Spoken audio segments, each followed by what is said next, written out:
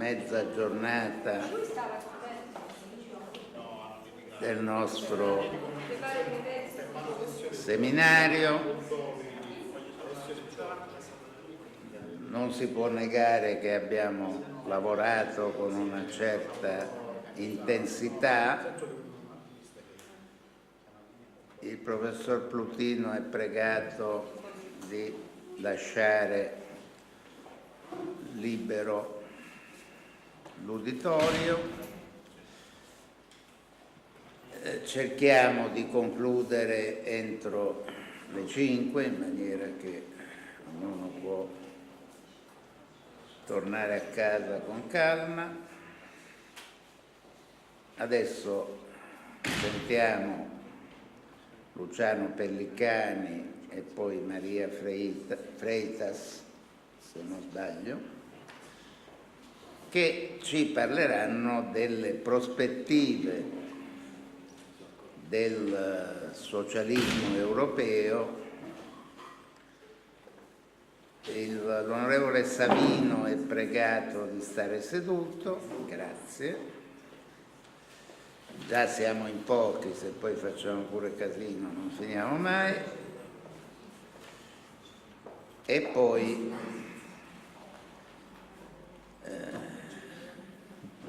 ci salutiamo. La prossima volta prometto che i nostri seminari saranno meno intensi di questo che abbiamo fatto, perché ridendo e scherzando abbiamo sentito più di 10 relazioni in 2 giorni. Quindi, Luciano, se riesci a stare nella mezz'ora, il Signore ti sarà. Prego. Il grafico. Come si accende? Là. Ecco. E allora, insomma, il tema che mi ha dato non è di quelli piccoli. Che futuro c'ha la socialdemocrazia europea? Anche se non esiste solo l'Europa contiene partiti socialdemocratici o socialisti, eccetera. Però io non parlerò tanto delle prospettive future, quelle che in qualche maniera emergeranno, tenendo presente invece quello che possiamo chiamare senz'altro l'avversario storico del liberal socialismo, cioè il mercato autoregolato, il laissez-faire, il cosiddetto neoliberismo. Quando crollò il muro di Berlino ci furono varie sentenze, ovviamente. Una buona parte di quelli che Soros ha chiamato i fondamentalisti del mercato decretarono: non è finito solo il comunismo, ma è finito anche il compromesso socialdemocratico fra Stato e mercato. Perché si chiamava e si chiama compromesso socialdemocratico? Perché, per dirla con una formula molto efficace di Giorgio Ruffolo, i socialisti dicono sì oggi all'economia di mercato, dicono no alla società di mercato, sono 2 cose completamente diverse. Ridurre la società al mercato significa sostanzialmente accettare un meccanismo quasi perverso per certi versi. Addirittura Sartori è arrivato a dire che il mercato autoregolato ha qualcosa di disumano. Comunque produce una serie di problemi e produce una serie di conseguenze sia inique dal punto di vista etico-politico che dal punto di vista tecnico. Perché questo? Almeno seguirò soprattutto la traccia di Stiglitz, che non è formalmente un socialdemocratico, però ha fatto l'elogio della socialdemocrazia, perché ha messo a confronto il modello americano, il modello dell'economia che si autoregola con interferenze minime da parte dello Stato, la cosiddetta rivoluzione dello Stato minimo, che ha avuto poi negli Stati Uniti d'America i teorici più agguerriti e più estremisti, che si sono battezzati anche anarcocapitalisti, dove appunto l'idea fondamentale è che lo Stato deve essere ridotto ai minimi termini e lasciato il libero spazio appunto all'economia di mercato, con tutte le sue conseguenze. Giustamente Stiglitz faceva osservare prima, questa è la crisi che è esplosa fra la fine del 2007 e l'inizio del 2008, è una crisi americana ed è una crisi americana anche perché, come dire, ha contagiato le altre economie, tutte più o meno interconnesse, in particolare quelle europee, sicché la crisi stessa ha colpito anche gli stessi partiti socialdemocratici si sono trovati di fronte a una grossa difficoltà. Da dove nasce una difficoltà di un progetto socialdemocratico? Che è un progetto sostanzialmente di correzione del mercato autoregolato. È un progetto che introduce nell'economia di mercato un principio che è completamente estraneo all'economia di mercato, la solidarietà. Giustamente, per esempio, la tassazione progressiva è stata definita giustamente una tassazione di solidarietà. Si riconosce sostanzialmente che tutti coloro che fanno parte di una certa comunità politica devono in qualche modo partecipare allo stesso funzionamento di una tale economia, e soprattutto si basa sull'idea che ci sono dei beni che non possono essere messi sul mercato. Il bene più importante che non può assolutamente essere messo sul mercato è la sanità, la salute, questo bene primario, perché se non c'è la salute, dico una banalità, tutti gli altri beni non hanno valore alcuno. E invece in America le cose sono andate proprio in questa maniera, a tal punto che i dati parlano chiaro a questo riguardo. Uno è che 45 milioni di americani non hanno assistenza medica, che è una follia per il paese più ricco del mondo. Posso capire che questo succede in India, anzi è normale che questo succeda in India, perché non essendo un certo paese oggi ha un alto tasso di sviluppo, ma appunto gli indiani raccoglieranno i risultati di questo sviluppo soprattutto nei futuri decenni. Per l'intanto devono andare avanti come possono. Diciamo pure, lo stanno facendo insieme i cinesi brillantemente. 45 milioni di cittadini americani senza assistenza medica, una follia. Ci hanno fatto pure un film, non so se lo ricordate, John Q, interpretato da Denzel Washington. È la storia vera di un nero che ovviamente non aveva i soldi per assicurare appunto la propria salute e quella dei propri figli, e c'era un figlio morente che avrebbe potuto essere salvato grazie a un'operazione chirurgica molto costosa, e questo ragazzo è entrato in un ospedale con la pistola scarica, ma comunque non ha detto che era scarica, e ha costretto sostanzialmente i mass media, televisioni, giornali, a prendersi cura di questo caso. Mio figlio sta morendo, può essere salvato, però io non ho appunto l'assicurazione. Il paradosso di questo sistema autoregolato, in pieno XXI secolo fra l'altro, sta anche nel fatto che, in base a uno studio fatto, una ricerca empirica molto rigorosa da economista Crackman, risulta che se adottassero gli americani il sistema canadese, come sappiamo il Canada non è un paese bolscevico, mi sbaglio, pare che non sia un paese bolscevico.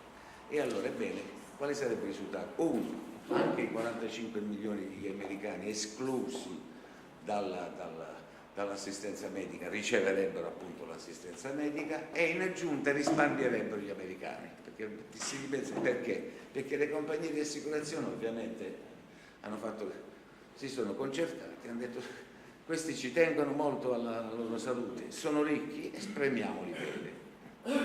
Quindi un sistema assurdo. Basterebbe appunto adottare il sistema canadese, che è un sistema tipicamente socialdemocratico. Stamattina è stato ricordato il fatto che i canadesi si autodefiniscono europei, e su questo punto specifico sono europei, perché appunto la virtù, diciamo, dello Stato sociale istituzionalizzato in Europa appunto, è stata tale da indurre Rifkin, che non era socialista, a dire la forma, il capitalismo meno feroce, meno selvaggio, meno iniquo si è realizzato in Europa, il che non significa che noi abbiamo raggiunto in Europa, in quanto partiti socialdemocratici, la perfezione, diciamo. I difetti sono molteplici, anche non possiamo. Dobbiamo sempre tenere presente che tutte le istituzioni umane sono per definizione imperfette, inadeguate, insufficienti, che ci costringe al riformismo permanente, come lo aveva teorizzato in qualche misura persino Voltaire, che diceva: non appena hai trovato la soluzione di un problema sei costretto poi perché ci sono in mezzo le passioni umane, molte delle quali sono assai poco nobili, sono in mezzo le passioni umane che alterano sostanzialmente poi la soluzione finalmente trovata. D'altra parte il nostro grande Machiavelli che cosa diceva? La condizione umana è tale che risolto un problema ne nascono due, di tipo diverso, ma siamo sempre alle tre, quindi non ci si può mai fermare, non è che poi è dire soddisfatti semplicemente dei risultati ottenuti. Ora, Stiglitz è stato criticissimo di questo modello, il cosiddetto neoliberismo, eccetera, e ha indicato il modello socialdemocratico come punto di riferimento. E da questo punto di vista lui fa parte di quella famiglia di economisti di cui fanno parte anche, per esempio, Krugman, che ho già citato, con la Mosca, Wallman, Rifkin e tanti altri, che hanno messo a confronto i due modelli di capitalismo. Albert, un economista francese, ha parlato di capitalismo contro capitalismo. Nel mondo occidentale ci sono questi due modelli sostanzialmente. Il modello liberista, che ha trovato negli Stati Uniti la sua realizzazione storica, per così dire, e il modello appunto liberal socialista. C'è un altro dato impressionante della realtà americana. Questo per certi versi è ancora più impressionante di quello che ho già ricordato, circa i 45 milioni di cittadini americani senza assistenza medica, è che nell'arco di 10 anni, fra la fine del secolo scorso e i primi anni di questo secolo, ebbene, nelle carceri americane si è passati da 500.000 detenuti a 2 milioni. Di fronte a un dato di questo genere c'è qualche cosa di profondamente distorto, di profondamente. Com'è possibile che nell'arco di 10 anni si arriva a questa cifra impressionante? Giustamente Luttwak, dimenticavo di citarlo, che è un liberale moderato, eccetera, diceva: ma perché non investono nel settore sociale per bonificare quelle aree che producono poi i delinquenti? Tant'è che si passa da 500.000, ci sta già di una cifra iperbolica, si arriva a 2 milioni addirittura, e costano 2 milioni da gestire. Eppure non c'è niente. Pare che proprio su questo punto gli americani non vogliono sentire ragione, a dispetto del fatto che una buona parte degli economisti americani ha ipercriticato questo modello appunto neoliberista. Non è vero quindi che ci troviamo in una situazione caratterizzata dal pensiero unico, non è vero, la distinzione sinistra-destra continua ancora a essere valida, non è quella di un tempo, quella di un tempo era caratterizzata dalla presenza del bolscevismo, del comunismo, era la presenza del mito della rivoluzione, ovviamente, e anche aveva preso certe caratteristiche che sono state sintetizzate da Ortega y Gasset. È mai possibile che dobbiamo continuare a concepire la politica come un conflitto fra paralitici ed epilettici? Bisogna evitare di essere paralitici, cioè la difesa ad oltranza dell'esistente, e epilettici, cioè la pretesa di poter cambiare tutto con un'operazione magica. I risultati che sono stati ottenuti adottando la seconda soluzione noi li conosciamo, ed è per questo che, come dire, siamo riformisti permanenti in un certo senso da questo. Stiglitz è anche stato molto chiaro perché ha rivalutato sostanzialmente il modello keynesiano. Sappiamo che Keynes è stato in qualche maniera, almeno così è stato interpretato da molti, il salvatore del capitalismo, non certo, perché ha indicato un modo operativo per intervenire in quella spaventosa crisi del 29, spaventosa davvero, sia per gli americani e non solo per gli americani, perché senza quella crisi molto probabilmente non avremmo visto Hitler al potere. Perché cos'è che è successo?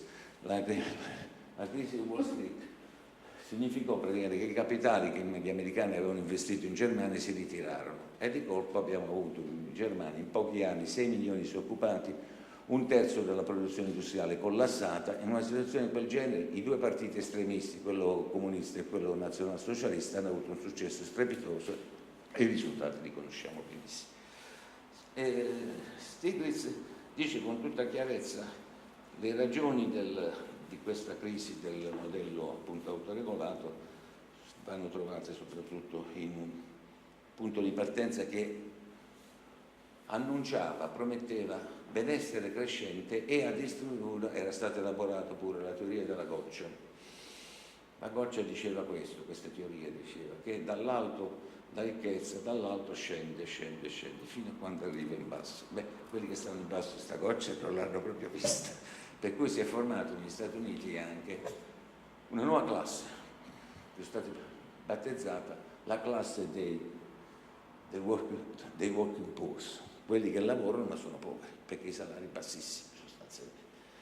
Quindi tutta una serie. E allora quando si dice la socialdemocrazia è finita, non ha futuro, eccetera eccetera, si dice qualche cosa che non è vero, perché fino a quando, parliamo degli Stati Uniti d'America, non del Nepal, fino a quando gli Stati Uniti d'America proporranno, insisteranno in questo modello appunto di economia autoregolata, le ragioni del socialismo inteso come riformismo permanente. Non va dimenticato, lo sappiamo benissimo, ma certe cose vanno ricordate, quella che poi Darwin fa definire la più grande e benefica rivoluzione culturale di tutti i tempi, cioè il fatto che è stato accolto, grazie ai partiti sociali, un principio fondamentale che è il seguente: la partecipazione di tutti al sviluppo di una società, sviluppo morale, non solo economico, eccetera.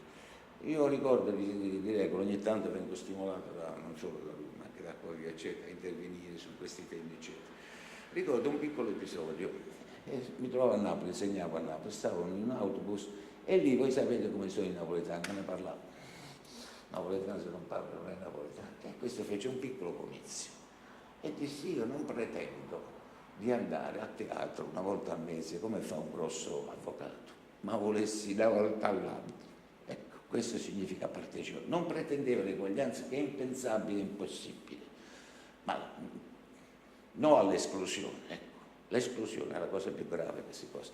E ci abbiamo le risorse, perché come ci ha insegnato Karl Marx, condizione indispensabile per l'emancipazione della classe operaia qual è? È una grande crescita della ricchezza. Se non cresce la ricchezza non ce ne sono, tutti i buoni propositi possiamo avere, ma nessuna realizzazione pratica.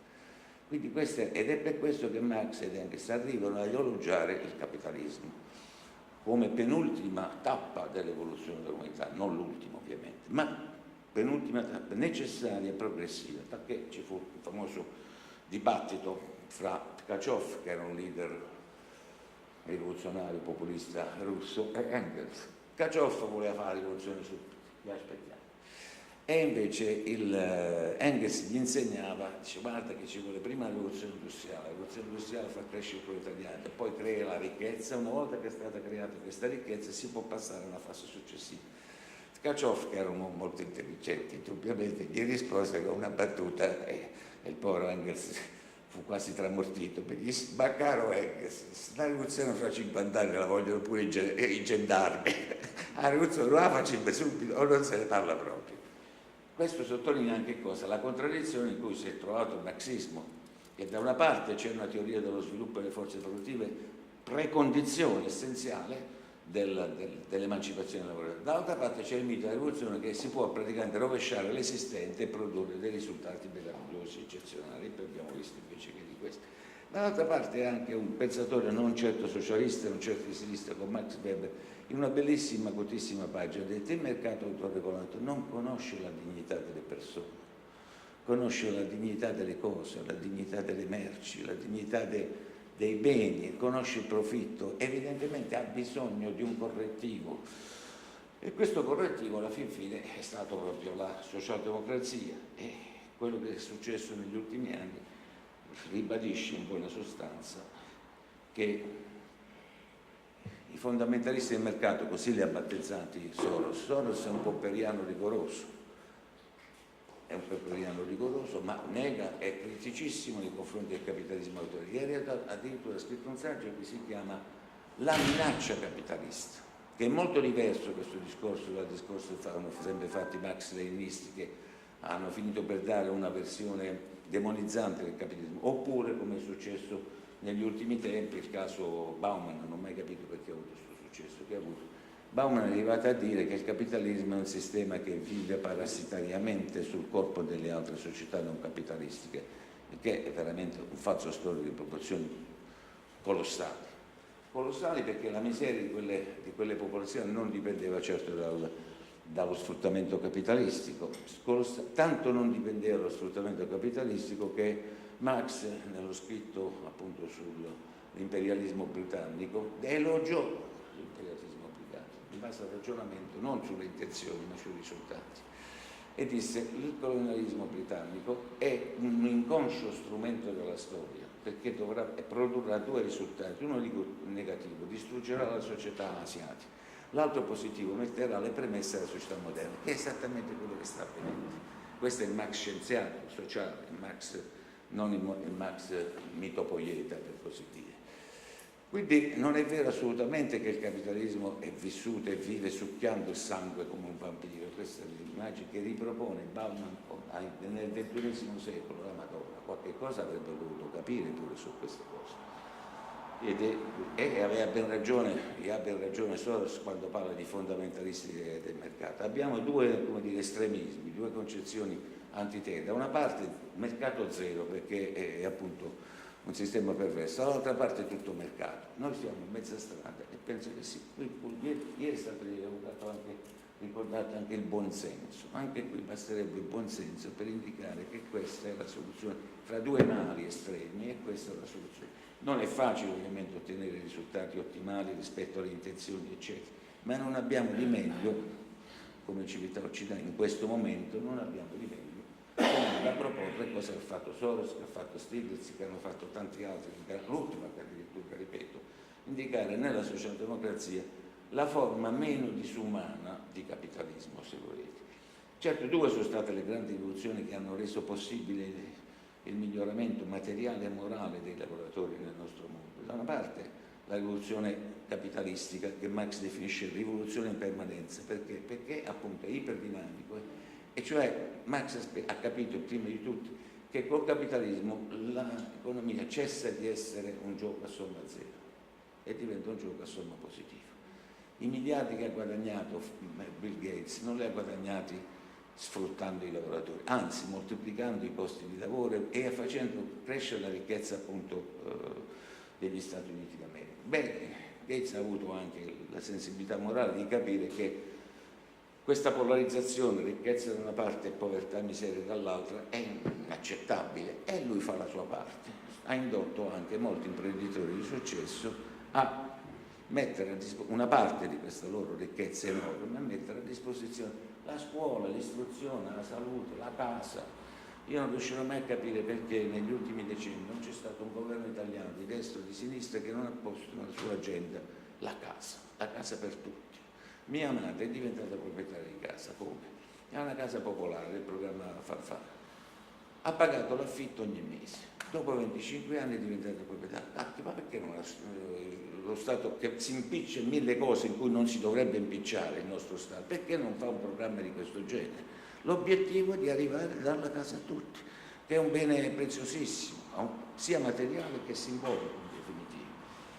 Quindi i tentativi, i risultati ottenuti dalla socialdemocrazia sono questi, che è un correttivo dell'etica del mercato autoregolato, introduce un principio di solidarietà. Ripeto, non tanto le eguaglianze di fronte alla legge, questo va da sé, l'isonomia non la possiamo mettere in discussione, è uno dei fondamenti della nostra civiltà. È facile, è difficile realizzarlo, lo sappiamo benissimo, ma tutte le cose molto, molto alte, tutti gli ideali producono questo scarto esistente fra ciò che abbiamo realizzato e quello che dovremmo aver realizzato in base ai valori che continuamente andiamo a proclamare. Siamo, come dire, obbligati a essere intransigenti con noi stessi, non a compiacersi del risultato. Il conservatore può fare questo, dire ragazzi miei, che volete di più? No, un po' tipo Andreotti, per capirsi. Un socialista, un liberale, o anche un liberale progressista, appunto come Soros, come l'ultimo eccetera, ha il dovere piuttosto di indicare perché lo scarto esiste ed è inevitabile, e c'è un dato che fa tristezza per certi versi. Noi abbiamo proclamato, continuiamo a proclamare in tutte le sedi, non solo i socialisti, ma in tutte le sedi, il principio di eguaglianza. La rivoluzione francese ha codificato i valori, fraternità, solidarietà. Però ci sono delle attività che sono attività servili, c'è niente da fare. Non è che eliminando la proprietà privata io statizzo, poniamo che so io, un ospedale e io faccio sparire il lavoro delle cameriere. No, il lavoro servile resta un lavoro servile. Per di più il lavoro dell'operaio. Diceva giustamente Ortega y Gasset, che non era certo un rivoluzionario, un comunista, eccetera. Diceva, ma il lavoro della fabbrica è tremendo, perché se lo paragoniamo con quello dell'artigiano, nel lavoro dell'artigiano c'è qualcosa di creativo, nel lavoro invece dell'operaio in fabbrica è disumano quel lavoro, non deve pensare, prima di tutto l'operaio non deve essere meccanico, abbiamo visto tutti ai tempi moderni di Charlie Chaplin, ecco quello è. E quindi la condizione operaia purtroppo, dentro anche con tutti i miglioramenti che sono stati ottenuti pure negli ultimi decenni dalle classi proletarie, resta sempre un problema, che è il problema appunto dei lavori servili. L'unica soluzione che riesco a intravedere è la robotica. Sì, l'unica che riesce è la robotica.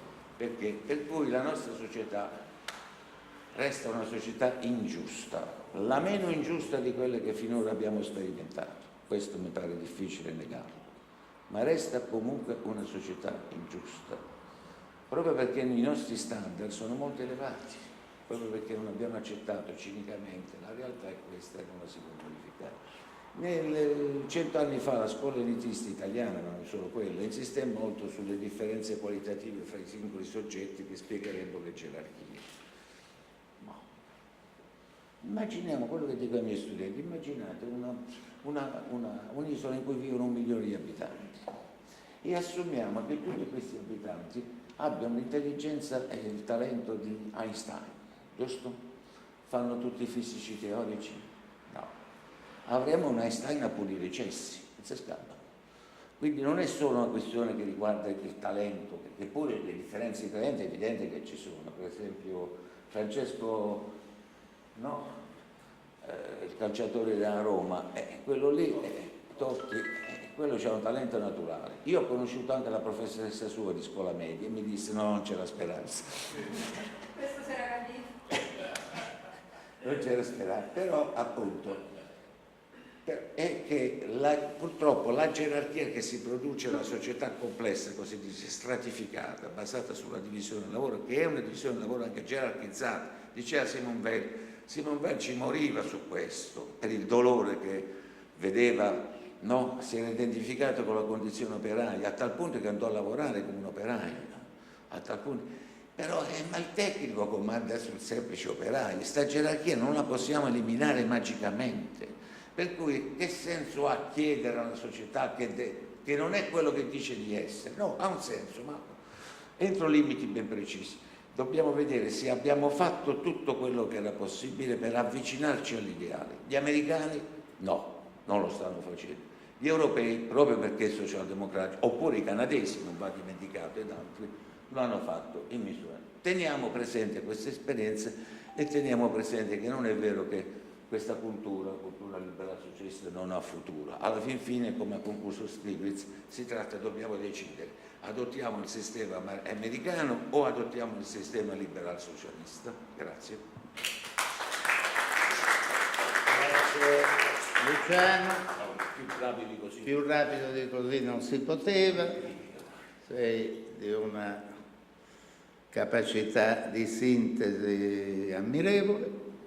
Adesso sentiamo un esempio positivo tra tanti disastri di cui abbiamo parlato nel corso di questi 2 giorni, da parte di Maria Freitas, che ci illustra il caso portoghese. Anche in questo caso prego un po' di sintesi. Prego. Okay. Good afternoon, everybody. Thank you for the presentation. Also, thank you for the previous input by Mr. Pellicani. I'm here also accompanied by Roberta, so I would also like to thank in advance Roberta for being here and to help me translate my message to you here today, because, well, being Portuguese, it's actually easy for me to follow the discussions, but nevertheless, my bad, I don't speak Italian yet. Non so se si sente. Grazie per la presentazione, grazie per essere qui e ringraziato me perché cercherò di tradurre per voi. Lei capisce bene l'italiano, però non riesce a parlarlo, quindi ha bisogno di un aiuto e sarò io il suo aiuto oggi. And obviously it's a great pleasure for me to be here today and to discuss the ways in which we as progressives can reform, ameliorate and, most importantly, advance our political project. È un piacere per me oggi essere qui e a presentarvi, a discutere su come si può, le maniere progressiste possano portare ad un progresso, appunto ad un avanzamento della situazione politica attuale. And I also had a PowerPoint presentation prepared for today. Unfortunately, it was not able to screen it. but we will transmit it to Associazione Socialismo so that you can also have access to the PowerPoints, and then perhaps for certain graphs, I will just turn the computer to you so as to explain the political developments in Portugal. Ok, avevamo un PowerPoint preparato, solo che non c'è la possibilità di trasmetterlo sullo schermo, quindi in alcune slide probabilmente girerà il computer per farvi vedere di cosa si tratta e poi probabilmente verrà pubblicato il lavoro su Associazione Socialismo, così che possiate vederlo successivamente. And the School of Democracy, which is also a FEPS initiative in cooperation with Associazione Socialismo, is actually one of those projects that helps us to provide input to our movement. It's not only the School of Democracy, we also had many other projects with Associazione Socialismo, but nevertheless, I would just like to say of how important it is for us, because it provides input, it provides ideas, which are very, very welcome for FEPS. Ok, la Scuola di Democrazia insieme alla FEPS e ad altre associazioni sono quelle che per molti anni hanno permesso di portare avanti il dibattito, scusatemi, il dibattito riguardo le importanti scusatemi, è la prima esperienza, sono un po' agitata. Insomma, ci sono diverse associazioni che permettono di portare avanti la situazione progressista e di fare in modo da cambiare la situazione politica attuale. And therefore, on behalf of FEPS, I would like to thank Associazione Socialismo for yet again joining forces with us to enable such a dialogue between progressives, interested parties, stakeholders and Europeans. Vuole ringraziare anche la FEPS, l'Associazione Socialismo per riuscire per essere riuscito ad aver riunito in un dialogo i progressisti con gli europeisti. Ecco. I would also obviously like to thank the participants of the School of Democracy and also the previous speakers of today and of yesterday for their active engagement and their interest in such discussions, because only your ideas, together with ours, with FEPS, with other experts within FEPS, we will be also able to stimulate the European debate. E voglio ringraziare anche i precedenti speaker che sono riusciti, cioè che vogliono che attraverso un loro coinvolgimento molto attivo cambiare e si interessano alle discussioni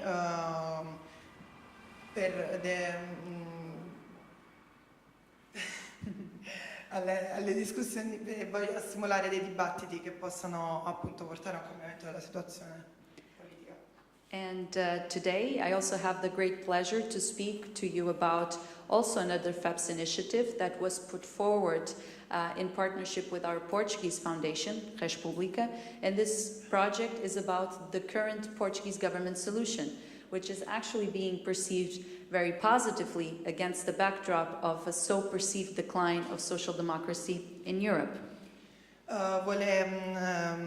Vi mostrerà come oltre alla FEPS anche un'organizzazione portoghese ha portato a dei miglioramenti dal punto di vista governativo in Portogallo, appunto.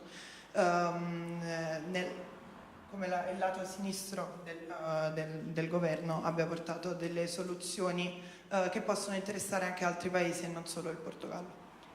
And therefore, obviously, being Portuguese myself, it's a project that is very close to my heart. And I also think it's very positive to explain how a country that was sad, let's say, because of the Troika imposed austerity measures, actually became happy. So the point that I will be transmitting today is that, yes, socialists can be happy. È molto a cuore questo argomento per lei perché ovviamente essendo portoghese ci tiene molto e ci tiene anche a, diciamo, a far capire quanto un paese che prima era definito, diciamo, triste adesso invece è felice. And I also hope that the Portuguese government solution can also serve as inspiration for progressives elsewhere. E spera che le soluzioni portoghesi possano essere d'aiuto per altri luoghi. And so very briefly, I will provide you an overview of my presentation. So firstly, I will give an overview of the current Portuguese government. Then I will explain how the Portuguese government solution was actually formed and why it's also nicknamed contraption. Then I will also outline the previous socioeconomic context, which also plays a very, very important role in the formation of this government. And then I will also make a contrast between the measures that had been implemented by the previous conservative government with the measures that the current progressive government has put in place. Ok, allora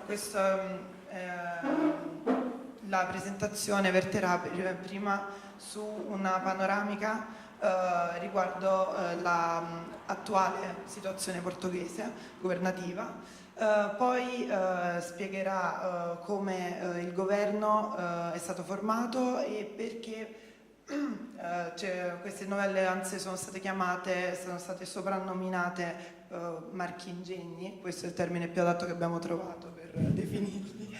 E poi sottolineerà la situazione socio-economica, il contesto socio-economico attuale per arrivare alle soluzioni progressiste governative.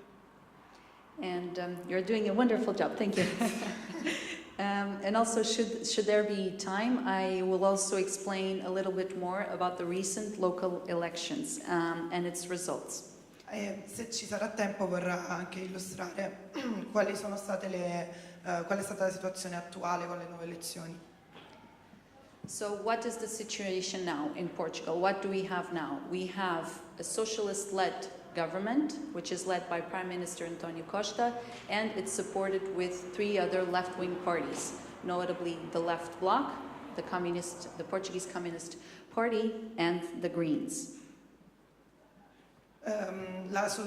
Quindi la situazione attuale del governo portoghese è la divisione in 3 partiti fondamentali: il primo ministro António Costa, e poi ci sono la sinistra, il Partito Comunista e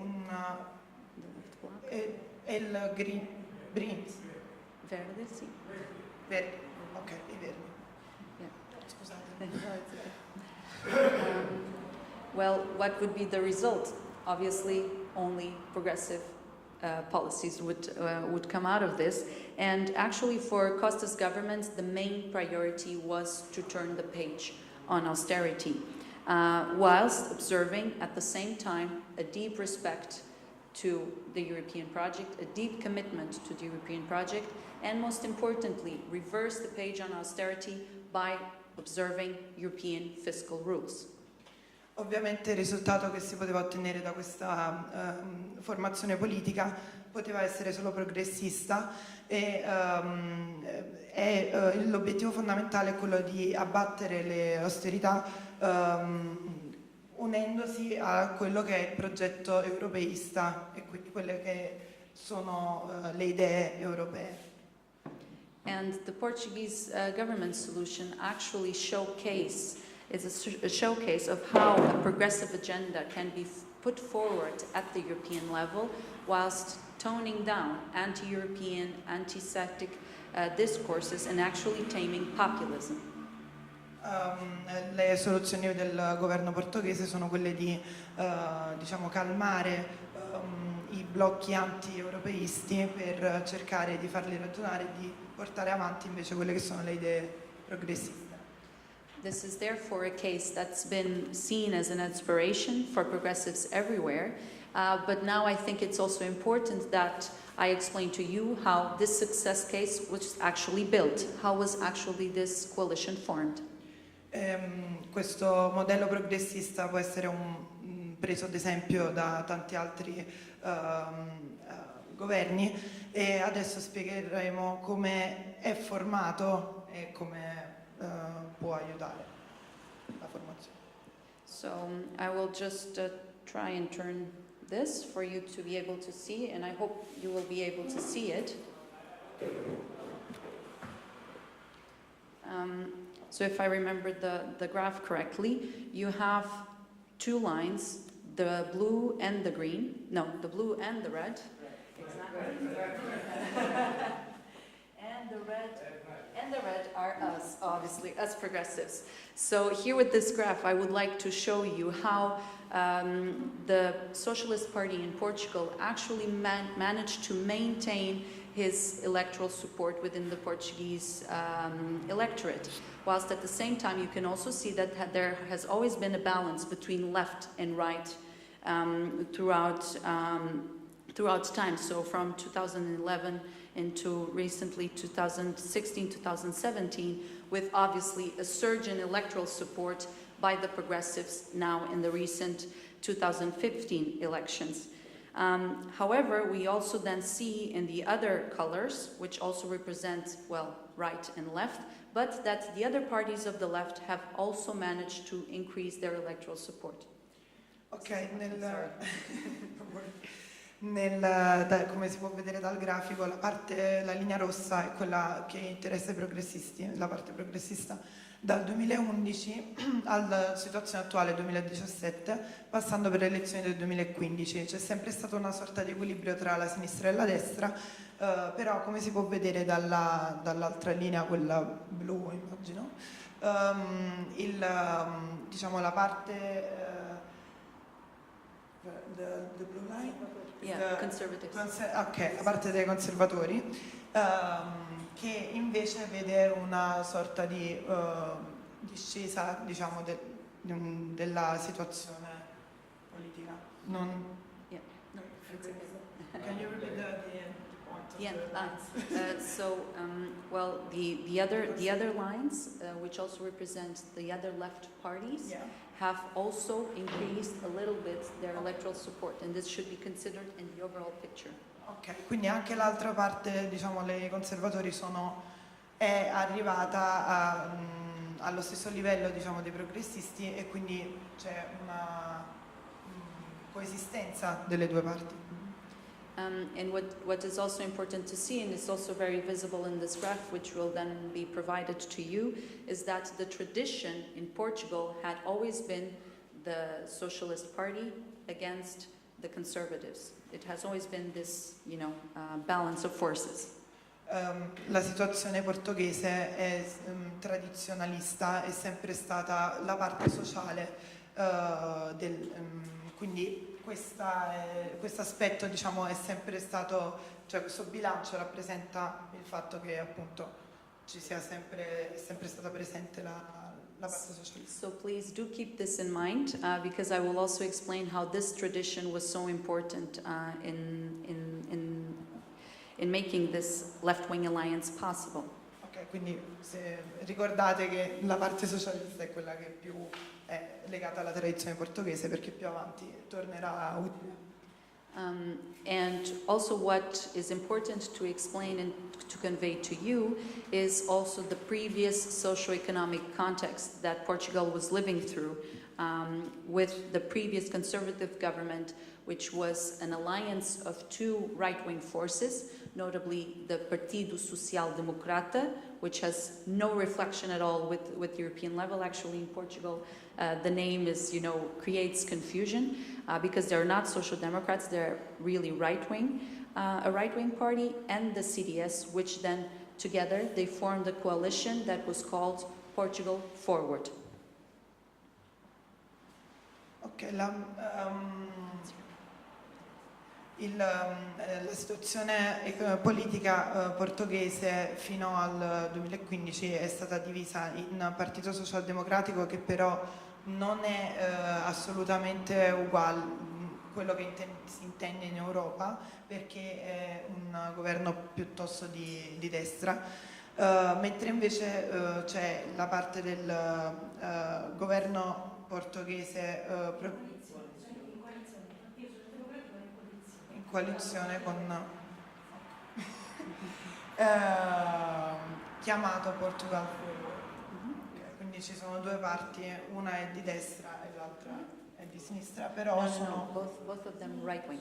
ok, sono entrambe di destra. Scusatemi, io non sono a conoscenza della situazione attuale.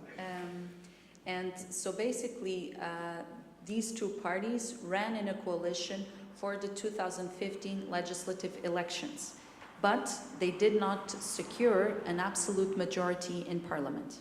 Ok, queste due parti sono coalizzate e nelle elezioni del 2015 sono andate assieme a cercare di Absolute majority. una maggioranza assoluta, ma non l'hanno ottenuta. And the Portuguese Socialist Party actually saw this as an opportunity, and it had to make a decision. Should it rather join Portugal Forward and enter into a grand coalition, or actually should it look left and seek for other coalition partners? Quindi il Partito Socialdemocratico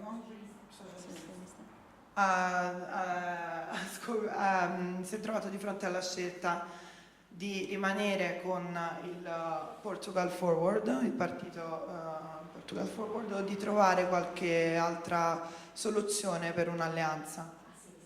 A sinistra. Yes. Okay, then for the graphic I already explained. So you might remember that I also told you, don't forget the tradition and the historical context and the socio-economic context, because obviously there was a willingness, there was a political will to turn the page on austerity, and therefore it was really a breakthrough, I have to say, in Portuguese politics, exactly because the balance had always been between left and right. And here, the left saw the opportunity to come together, to converge, and to bring forward progressive policies that would steer the country away from austerity. Quindi, come aveva detto prima, vi sarete ricordati la situazione tradizionale legata al socialismo della politica portoghese e all'equilibrio che c'è tra la sinistra e la destra in Portogallo, che è arrivato ad essere fondamentale per la situazione attuale. And also what is important to understand is that the parties to the left had never entered into a dialogue. So it was not even conceivable, there was not even this mindset of actually working together. And this is very important. La sinistra non ha mai voluto un dialogo con l'austerity e quindi anche questo è importante per comprendere cosa poi è successo. And here it was actually the Prime Minister's leadership and pragmatism that also made these left-wing parties understand that they had an important role to play in this reversal of the austerity and to bring positive change to the country. È importante capire che questo dialogo serve a combattere l'austerity e che appunto è il primo ministro quello che ha cercato insomma di arrivare ad un equilibrio della situazione politica. This had also then the consequence that the other left parties understood that they also had a responsibility to govern, and therefore also there was a shift in their narrative. So they understood that they would also have a chance to govern. They stopped with their anti-elites tone, with their opposition, and here they stepped in, and well, we can also say that they enriched Portuguese democracy because they also represent a part of the electorate that was never present in Portuguese democracy history before. Quindi la sinistra ha capito che bisogna bisognava dare un'occasione, diciamo, al governo e che bisognava fermare questa continua opposizione senza alcun tipo di dialogo è riuscita ad entrare a far parte, diciamo, della politica portoghese, e portando anche un arricchimento alla parte democratica del governo. And even though, despite the very, very strong pragmatism and always the tone on the constructive dialogue that Prime Minister Costa included into this left-wing alliance, important socioeconomic factors also explain of how this left-wing alliance converged, because the previous right government that also worked with the Troika had actually front-loaded all the Troika's austerity measures. Now, what does front-loading mean? The Troika, arriving to Portugal in 2011, had said, Portugal, you need to implement A, B, C to comply with what was defined for you to get out of the excess deficit procedure. But then the Conservative government, led by Prime Minister Passos Coelho, actually implemented A to Z.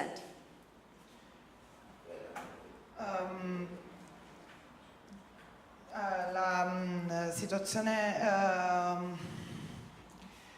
la sinistra ha cercato di, diciamo, ha avuto la possibilità di comprendere come appunto portare avanti la situazione attraverso un sistema che potesse portare beneficio in alcuni punti e non in tutti i punti della, diciamo, della... The Troika, right? No, it's okay.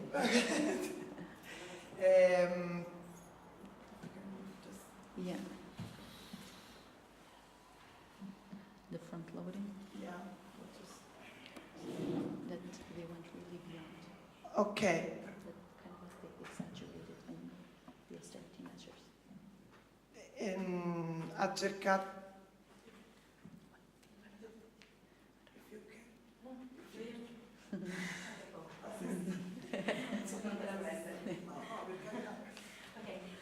Cosa Maria stava cercando di dire?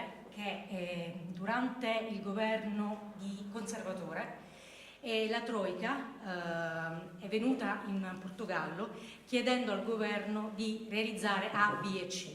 Il governo conservatore è andato ben oltre, facendo da B, A, B, C fino ad arrivare alla Z. And also the fact that there was this socio-economic context that, you know, asphyxiated the economy made the left understand that they needed to converge in their points of unity rather in the points that divide them. Il contesto socio-economico asfissiante ha convinto i partiti della sinistra a convergere invece che a dividersi. And so here also the Conservative government adopted the blame narrative that the Portuguese people were living beyond their means, and so therefore they said we need to do everything that we can to reduce public deficit and reduce public debt.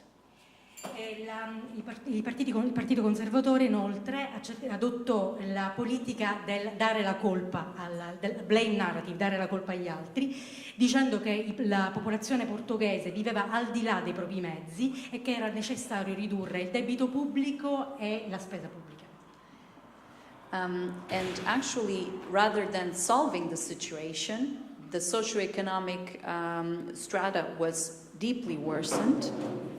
Invece di migliorare la situazione, il risultato è stata quella di peggiorare la situazione. And one can even say tragic. There was sluggish economic growth. There was an exponential increase of the country's inequalities and poverty. Quindi non solo non c'è stata una crescita, ma c'è stato anche un aumento delle diseguaglianze sociali e della povertà. And it also led to the brain drain of the country with 1,000 people immigrate in the country every year. E si è portato anche a una fuga di cervelli, tanto che 1.000 persone all'anno hanno lasciato il paese.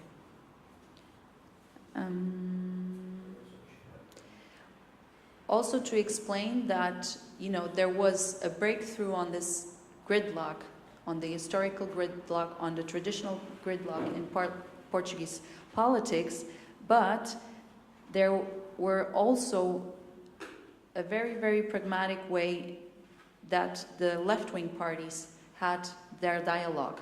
It was very constructive. Quindi c'è stata quindi una rottura con quella che era la situazione tradizionale del paese e di installo, e grazie anche al pragmatismo del governo. I missed the other word, sorry. Thanks to the pragmatism of the government. Well, I don't know. I kind of repeated a lot. Okay. Well, it's fine. It's fine. We go for it. So it was the pragmatism. It was a positivism in the whole discussions. And what was important then for the progressive government was to bring better opportunities for all, employment, and put the country back on a path towards economic growth. Quindi i punti fondamentali sono stati il pragmatismo, l'approccio più positivo e il fatto di di creare opportunità, soprattutto di impiego per la popolazione. And in your slides you will also be able to see all of the measures. I will not go through them because it will just be too complicated, but you will have the materials at your disposal. In general, what the current Portuguese government solution did was to reverse all of the policies that the previous conservative government had installed. Dalle slide che lei manderà si potrà vedere che quello che ha fatto il governo attuale è quello di rovesciare completamente le politiche del governo precedente. So there were progressive policies that looked into reinstating income to the families, investing in education, investing in the Portuguese people, and social services. Quindi le politiche progressiste hanno riguardato i supporti alla famiglia, investimenti nelle persone, l'istruzione e i servizi sociali. And obviously we cannot say that it was always rosy, that it was always easy to work in such a contraption with such a left-wing coalition. Naturalmente non è stato tutto rose e fiori in questa coalizione tutta di sinistra. But what the left decided to do was agree to disagree. Ma quello che la sinistra ha deciso di fare è di essere d'accordo nel poter essere in disaccordo. Whilst keeping internal the disagreements. Ma lasciando i disaccordi all'interno della coalizione. And therefore we can also say that the Portuguese government solution also shows how Portugal didn't actually have or see the rise of extremist parties or populism like other austerity-hit countries like Italy, Greece, Spain. Una delle conseguenze è stata che il Portogallo non ha visto quell'aumento dei movimenti populisti che si è registrato invece in altri paesi dove ci sono state anche le politiche di austerità, come ad esempio l'Italia. And then I had the list as well of the measures and the policies that were put forward by the government, but you will have it in your slides. And then just to explain as well a bit how important it was the 2016-2017 budget. Nelle slide c'è la lista di tutte le misure che sono state introdotte dal governo socialista, ma la cosa importante è soprattutto guardare al bilancio 2016-2017. And so also the progressivism became exponential, and even now the 2018 budget was recently approved after the local elections, and we see that there's still the willingness to go even further with progressive policies in Portugal. Il progressivismo è stato, per così dire, esponenziale nella crescita, e addirittura nel budget 2018, che è stato appena approvato, ci sono delle misure che portano ancora oltre la politica del governo socialista. So we actually see that the left came together for progress, that the left came together to provide results to the Portuguese people, and that it focused deeply on a constant dialogue with all the parties to the left. Quindi le forze progressiste portoghesi si sono riunite per produrre dei risultati e per focalizzarsi costantemente sul dialogo fra di loro, fra le forze progressiste, sul dialogo interno. So what is actually the scenario that we see now? We see that the Portuguese case is always being referenced as a case of success, as a case that can inspire other progressive forces, and that even though there were very positive developments in the first 2 years, that progressives in Portugal are still working to make the life of Portuguese people even better. Quindi lo scenario attuale è quello che il caso portoghese non solo è un caso di successo, non solo è un caso che ispira altri esperimenti altrove, ma che gli sviluppi positivi del 2016-2017 sono soltanto l'inizio, diciamo che nel 2018 sono programmati per crescere ancora. So the results speak for themselves. The page on austerity was turned, and the recent local election polls also speak for themselves, because the Socialist Party actually secured a landslide. So should have been legislative elections, they would have an absolute majority. I fatti parlano da soli, e infatti le recenti elezioni regionali che hanno portato al successo del Partito Socialista mostrano che se queste fossero state delle elezioni nazionali, il Partito Socialista avrebbe avuto la maggioranza assoluta.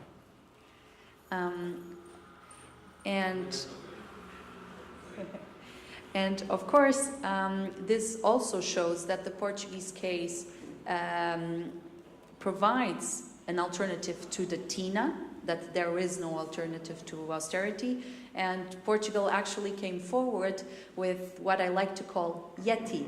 Yes, we can. Yes, it is possible, actually. Quindi l'esperimento progressista in Portogallo dimostra innanzitutto che c'è un'alternativa all'austerità, quello che viene detto prima, quindi che non è vero che non c'è alternativa all'austerità, e che, come lei dice, Yeti, cioè sì è possibile. And so last but not least, I would also like to show you the report that was produced by FEPS in cooperation with Pubblica Foundation, and here you will also be able to find it in our website, and you will be able to see, well, much more in-depth results of the Portuguese government solution, and this was done by Dr. Ana Rita Ferreira, professor from the University of Beira Interior. And obviously I would be very happy to take any questions, and to thank both Roberta and Heidi for stepping in and helping me speak to you.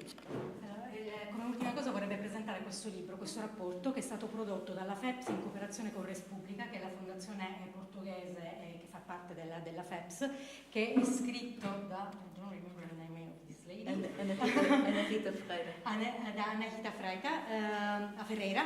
Anahita Ferreira, che è disponibile sul sito della FEPS, quindi è possibile scaricare questo libro, che contiene ulteriori dati rispetto a quello che è stato detto.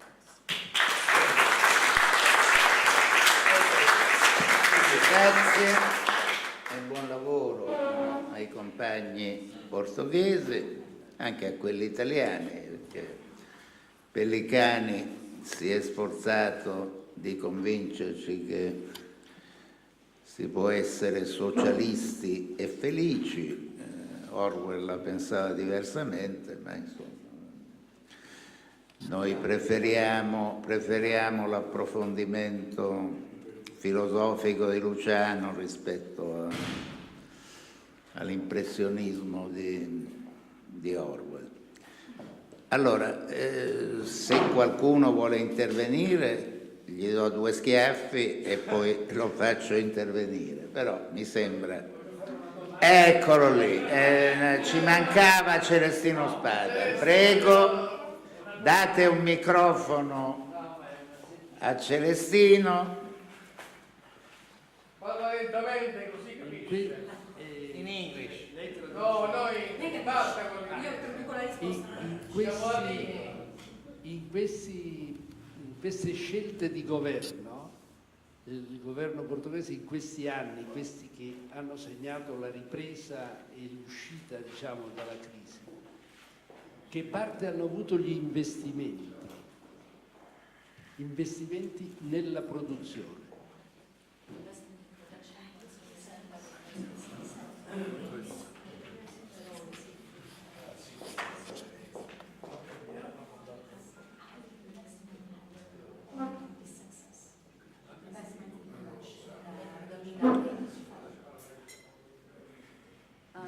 Well, I would not actually say that there was like, that industry was the main core of okay.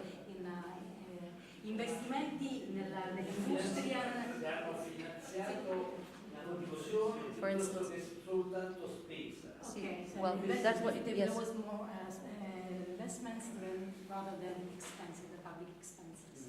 Well, obviously, yes, there was a lot of investment with regards to upgrading social pensions, increasing the minimum salary, investing in education, gradually inserting free books for children in schools, but also the Portuguese government has also made the environment for startups very, very easy. So this is also something where the recipe for the Portuguese government comes from, and obviously tourism. There has been a very, very substantial boom in tourism in the past 2 years in Portugal. Quindi lei dice che ci sono stati dei forti investimenti nelle pensioni sociali, nell'educazione, nell'istruzione. Per esempio il governo ha fornito libri gratis per le scuole. Si è creato un environment, un ambiente molto positivo per gli start-upper, per la nascita di nuove imprese, e inoltre c'è stato un boom nel turismo e questo ha anche favorito. Quindi questa è stata la ricetta del socialismo portoghese. Grazie. Allora, io ringrazio tutti i superstiti, ringrazio soprattutto Marco Plutino e Cettina Capuano per l'organizzazione di questo seminario. La prossima volta faremo un programma meno denso e buon pomeriggio. Grazie.